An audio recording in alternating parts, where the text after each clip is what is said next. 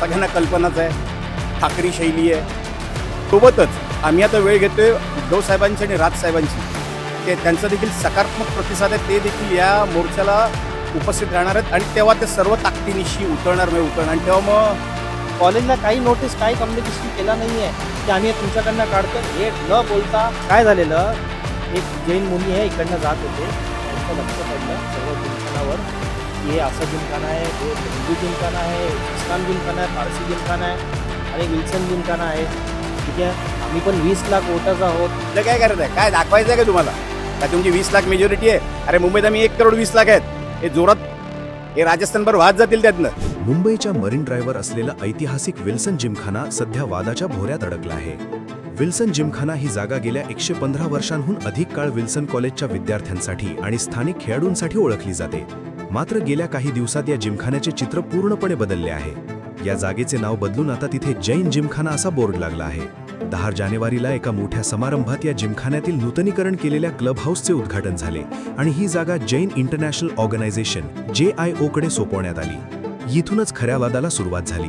पण जो विल्सन जिमखाना आहे, ठीक आहे, हे वर्षानुवर्ष गेले किमान 100 वर्ष जे लीज होतं ते विल्सन कॉलेजकडे होतं।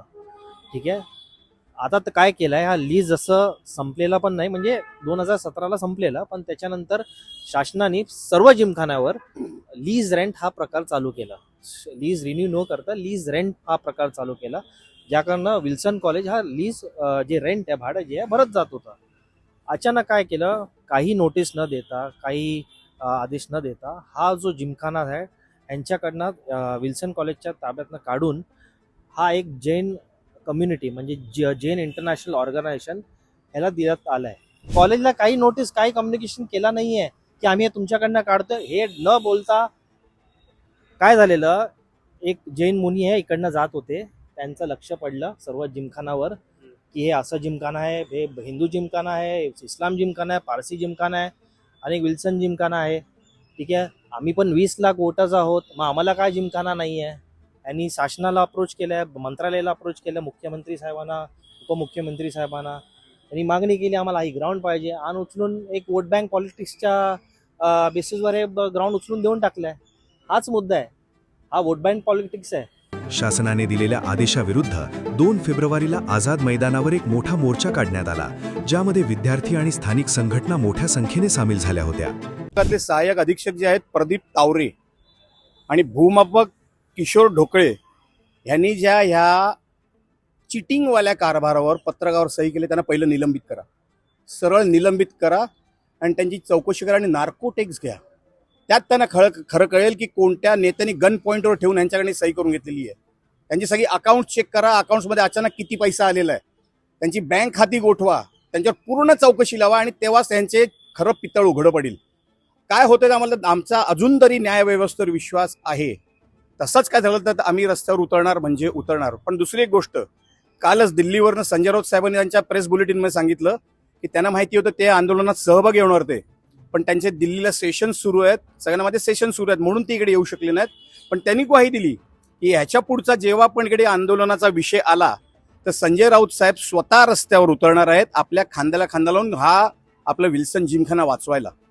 आणि सोबतच आम्ही आता वेळ घेतोय उद्धव साहेबांची आणि राज साहेबांची, ते त्यांचा देखील सकारात्मक प्रतिसाद आहे, ते देखील या मोर्चाला उपस्थित राहणार आहेत आणि तेव्हा ते सर्व ताकदीनिशी उतरणार आणि तेव्हा मग सगळ्यांना कल्पनाच आहे, ठाकरी शैली आहे।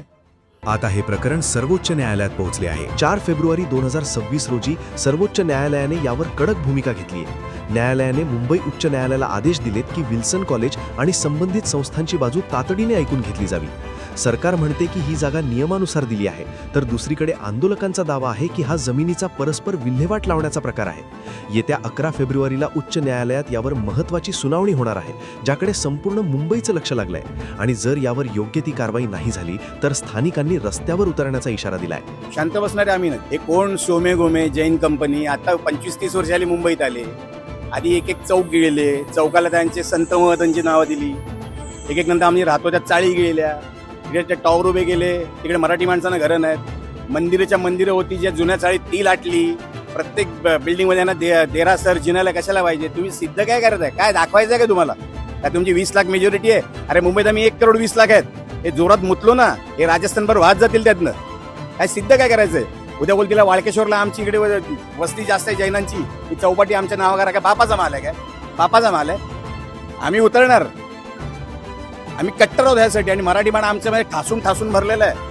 आता आम्ही असेच गप्प बसलो हे गिळतायत वगैरे, तर भविष्यातल्या आमच्या 2 नंतर आणखीन पिढ्या येतील, ते बोलतील अरे आमच्यासाठी आमच्या पूर्वजांनी काहीच ठेवलं नाही. आमचे पूर्वज काय शंड होते काय?